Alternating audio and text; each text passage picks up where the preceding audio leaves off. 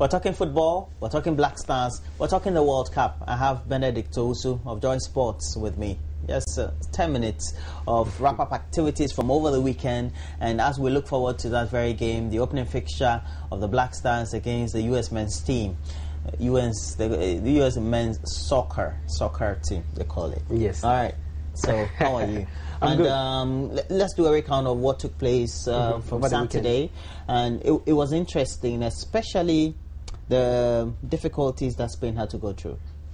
Precisely. Spain, in that game, I wasn't expecting them to lose by that margin.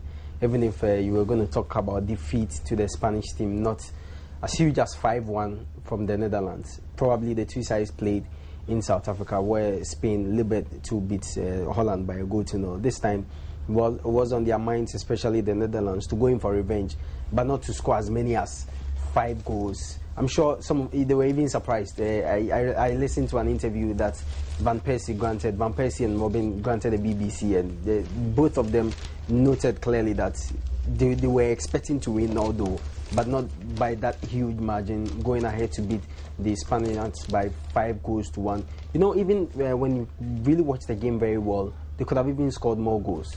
They had chances upon chances. It's just that, you know, the few that came their way, they were able to utilize, and I think it was a very good game.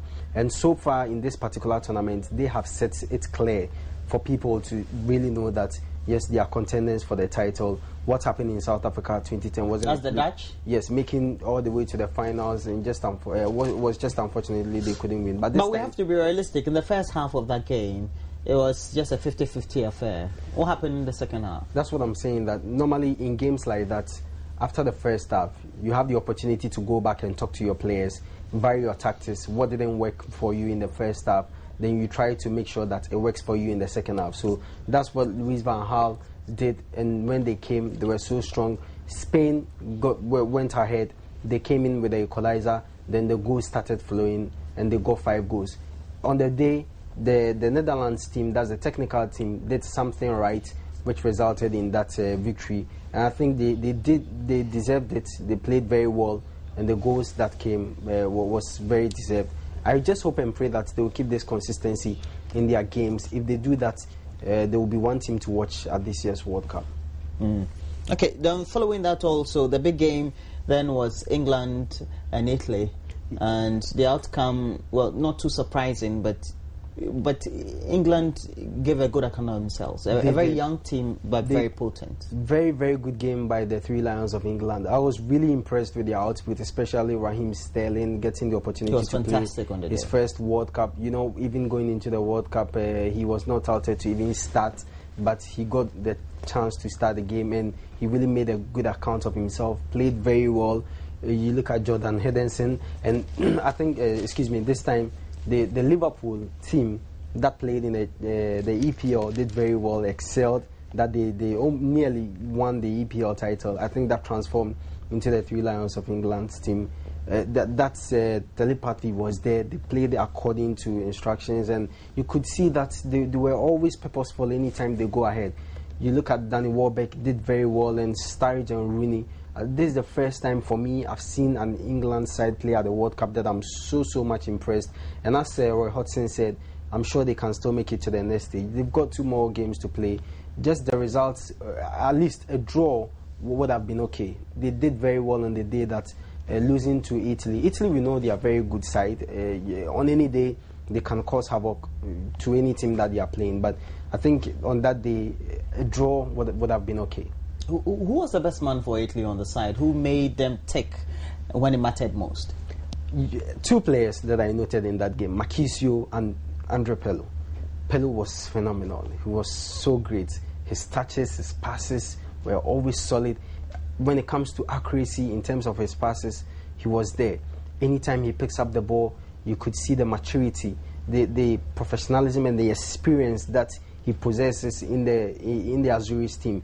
And that's what manifested, and that's what really helped them. Even at the point when the English team were playing very well, were on top of the Italians, you could see that anytime Pirlo gets the ball, he's able to do something meaningful with it, and which really helped them. And I think Pirlo on the day did very well, and Marchisio, they really helped. And as always, Mario Balotelli getting in that goal was also fantastic for them.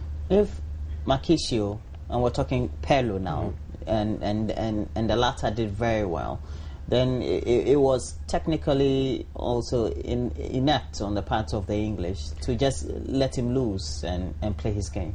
Not really. When they started the game, was it that difficult to mark? No, what I realized was Steven Gerrard and Jordan Henderson, the two that we used to watch at Liverpool, how they do their things there, this time wasn't really working well in the midfield for England.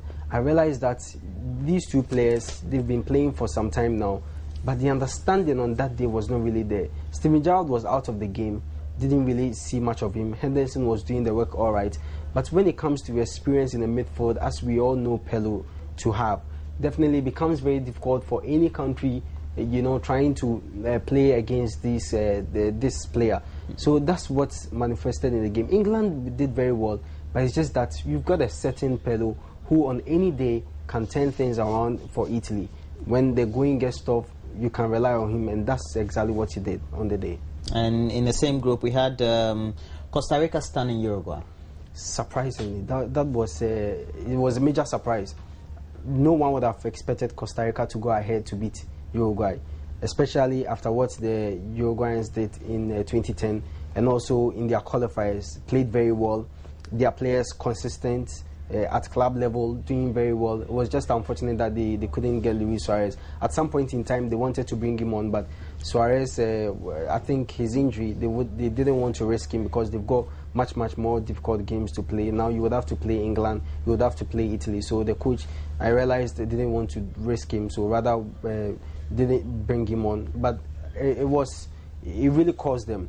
Cavani, on the day after that penalty, didn't really see much of him. But Costa Rica did very well. We shouldn't take anything away from them. The second half, they played very well. Anytime they move ahead, you could see that they wanted to do something with the ball. And all the chances that came their way. And that's one thing I like about teams.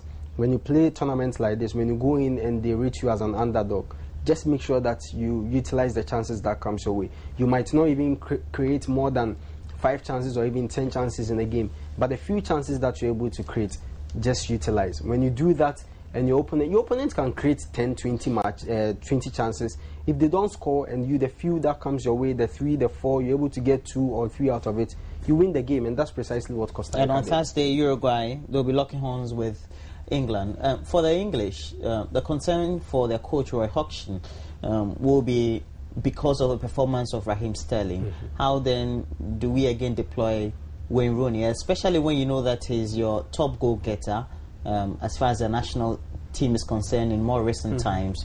You put him on the flanks. It doesn't put him... then you don't get the best out of him. So it's a debate among English pundits and coaches. But Raheem Sterling, after what he did... Well, did well, but doesn't give you goals. It doesn't give you goals, but when Rooney too did very well where he was playing, he was not out of position. He played his part. It's just that the goals were not coming. But Raheem Sterling, we all know, this time was playing number 10. But unlike at Liverpool, where he's being used as a winger, this time he was playing in the middle, and it was working for them. So actually, he was given the free role to roam around, something that Wayne Rooney usually does. Okay, so this time, if they would want Wayne Rooney to do that, then Raheem Sterling to rather shift. Well, it's something that he can experiment.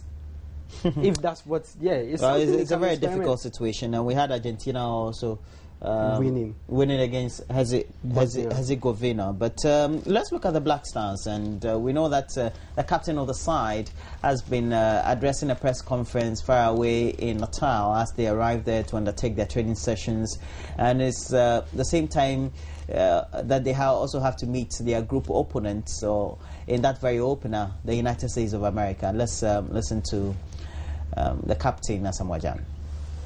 Yeah, back home the expectation is high back home. Everybody's expecting Ghana to prove ourselves once again this year.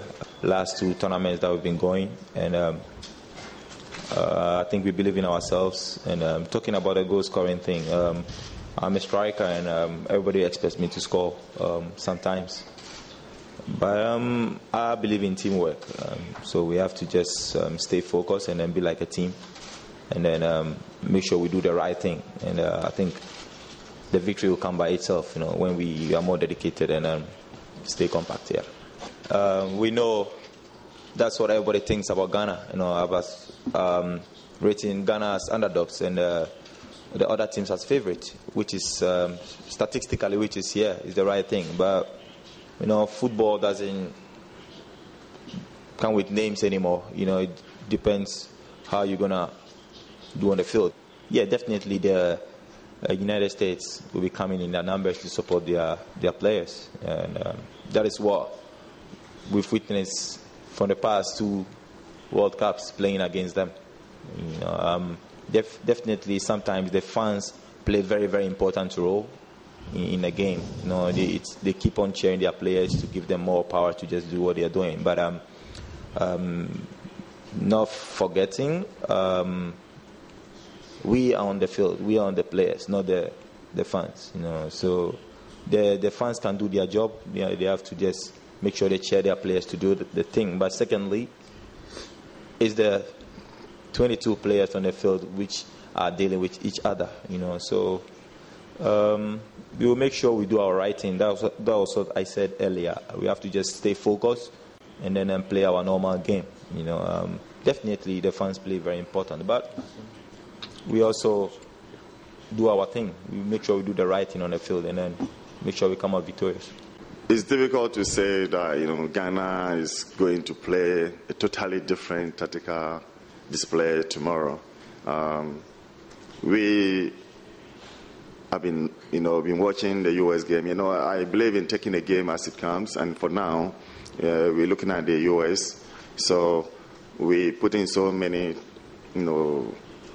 tactics into our training sessions, because tactics depends on the quality of players you've got, and then at the same time, the opposing team that you're facing. So tactics could be changed at any given time, and I cannot be very specific as to what tactics I'm going to start tomorrow now. Kwesi on tactics. I keep saying it. Doesn't like tactics at all. So when you ask him. But he was talking about tactics, didn't he? He says we are going to play a different tactics today. It's not going to be like the way we see the Black Stars play anytime we see them. This is going to be different. Remember, this is the first time he's playing at the World Cup as head coach. He was there in South Africa 2010 as assistant, and he saw the Black Stars play a total different football under Milovan Rajevac. So this time, probably maybe... Today, how is it going to be like this evening?